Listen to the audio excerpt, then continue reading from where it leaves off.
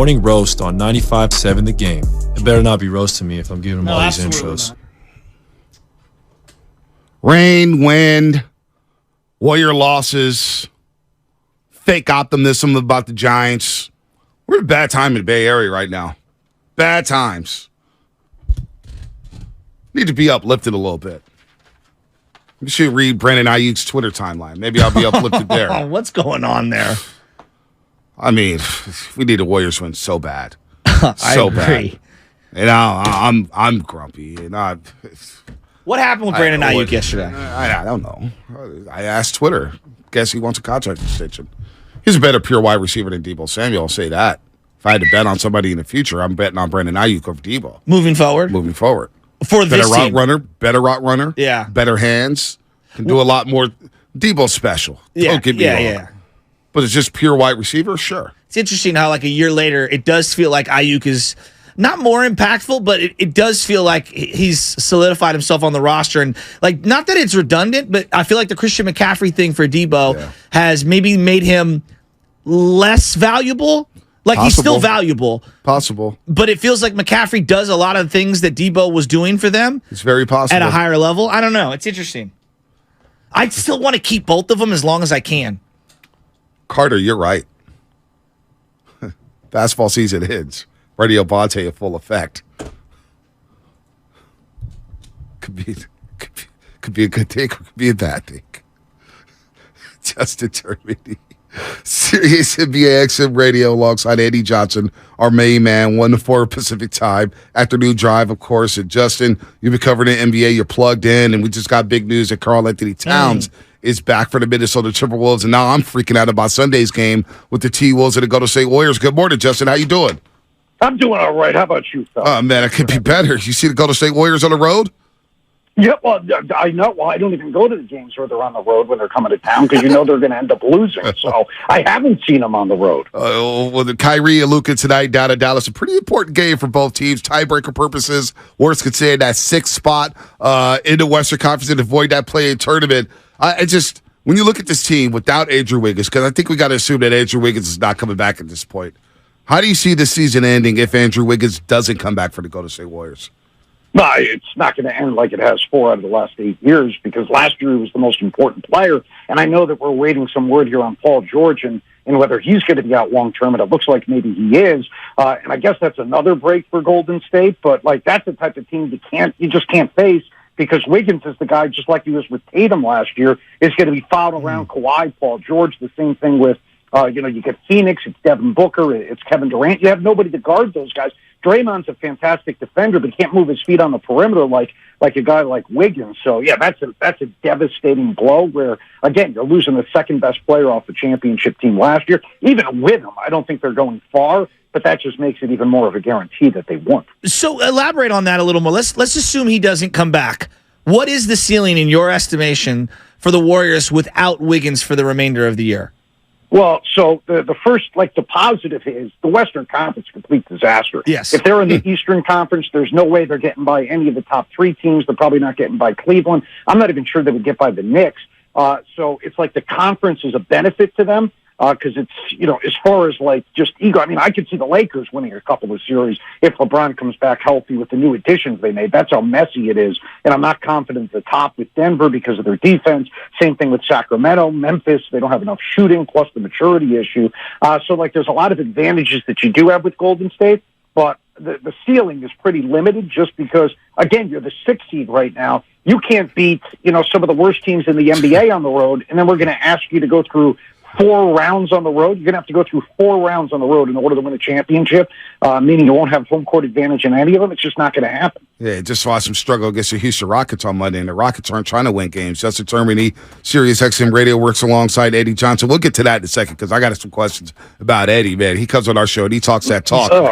He's great. Jordan Poole has been lost, and a lot of people can blame it on what's happened in training camp. Did the Warriors pay Jordan Poole too early, in your opinion? I don't know if they paid him too early, but they paid him was based off offense, though, right? Right. So you're not asking him to raise his game defensively before you're hey, listen, we need you to do this in order for you to get compensated. They're like, hey, we're going to give you $100+ million. We're all right with your defense. And, like you brought up Eddie, like he suggested, and it's funny, I give him a hard time because the day after Christmas, Eddie said that maybe they should move Klay Thompson to the bench, put Jordan Poole in the starting lineup because he plays so much better in the starting lineup. And, it makes a little bit of sense from like getting into Poole's like mental state correct. But Klay has taken off since then. Yeah. Klay has not been the issue. I think Poole is an issue. I don't think Klay is. Offensively, Klay looks almost as good as he was the last couple of years. Now, maybe he can't do it like, every single night where he's dropping like 30. But, Klay looks very similar. It's Poole to me that has been the issue. Yeah, it's interesting.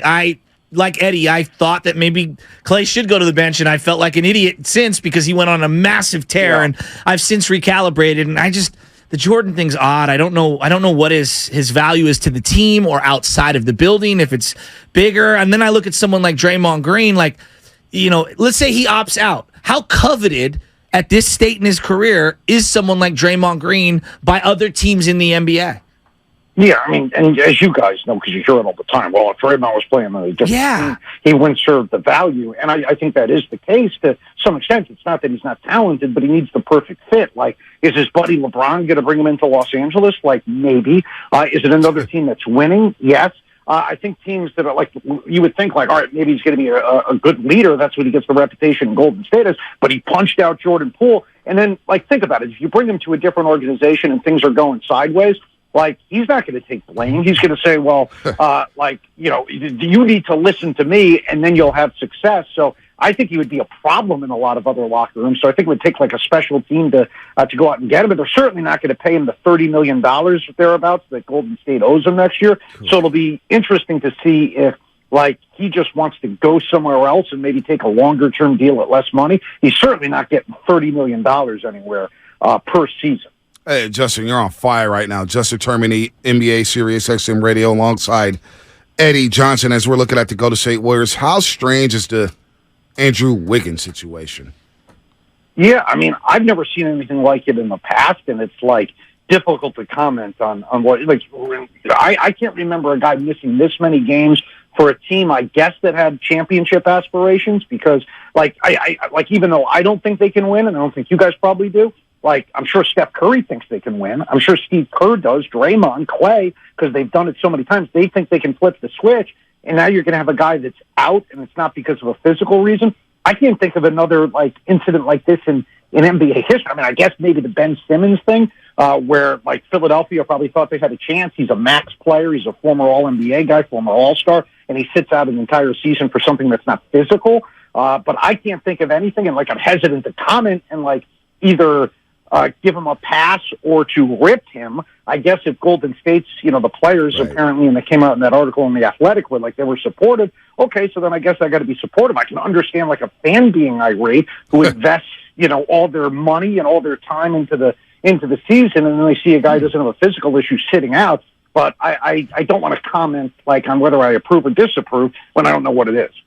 Interesting. There's a lot there to unpack. Wow. Interesting. As you look at it, we got like a sprint here to the end. If you had to guess right now, assuming Wiggins does not come back, and let's assume GP2 comes back in a couple of games, okay, hypothetically, where can the Warriors finish here in the standings?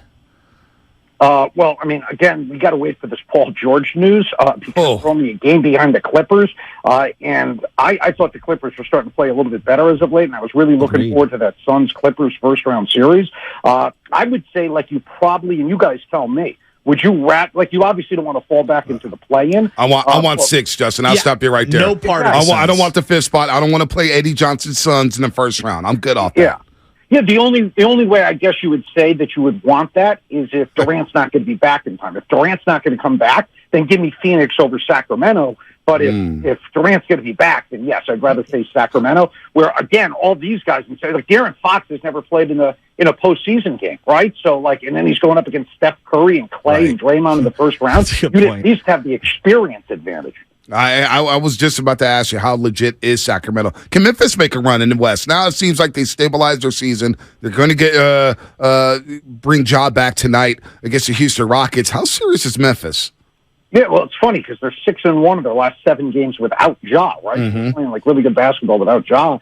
There's 2 issues I have with them. One is their shooting, which they tried to shore up a little bit with Luke Kennard at the trade deadline, and then the other thing, and it's not like they brought in like Larry Bird or Steph, for shooting, so they still have issues. And then the other one is maturity, and we just never see young teams go too deep in the postseason. And like last year, they didn't look good. They lost to you guys in the second round. The first round, they never even shit out of the first. Yeah, they looked terrible. I mean. Yeah, that series was like, who wants to win? So, I don't think, and especially if Steven Adams doesn't come back, so I don't anticipate Memphis makes a deep run at all. I got to ask you about your co-host, Eddie Johnson. He's a phenomenal character. Every time he comes on here, he makes me laugh.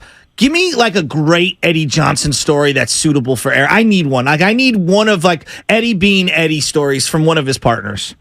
Okay, well, so I'll give you one that actually took a place out there in Oakland, okay? Because we've been there so many times in person in regards to covering, I guess this is like borderline for air. It kind of makes me look like a psychopath. But Eddie and I like, if you see him on Twitter, he calls everybody like idiots and water boys and stoops. Like he's ripping everybody on Twitter. So he's allowed to like say whatever he wants to people. And I call people idiots too when they call up and they say something dumb. So we're out for a finals, okay? We're staying in Oakland. And Eddie and I aren't talking because, you know how it is sometimes with your partner. You've been together for 8 years. You're sick of each other at the end of a long season. So we weren't talking, but we were out to like a team dinner. Some guy walks up to us and he, says to another guy, get away from these idiots, blah, blah, blah. Come back over here. So Eddie, says something like, you going to let that guy call us idiots? So I walk up to the guy and say, you call us idiots? And I didn't realize it was part of a wedding party. So about 6 guys came over. They threw me on a table, again, at a bar in Oakland. Eddie, who's not speaking to me at the time, comes up, defends me. I get behind the guys. I get behind Eddie. They're like, they're nervous because here's like a 6'9", muscular guy threatening to beat him up. And then I get behind him and I say, that's what I thought. That's what I thought. You guys are afraid. And we kind of bonded after that. I love that. He calls you idiots on Twitter, I see. Yeah, exactly. And it was funny because somebody that was at the bar called in the next day and said they saw us. So luckily there's no video of it. How good of a golfer is he? I've never golfed with him because, again, we're not spending time away from him.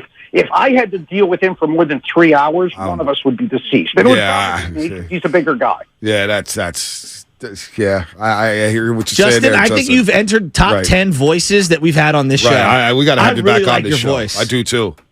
Well, thank you. Now, I wish I was doing this with a couple of females, and they would say the same thing, but they don't. I never get that compliment from the girls, unfortunately. Hey, man, well, if I was single, I'd help you out there, but I can't. I'm off the market now, Justin.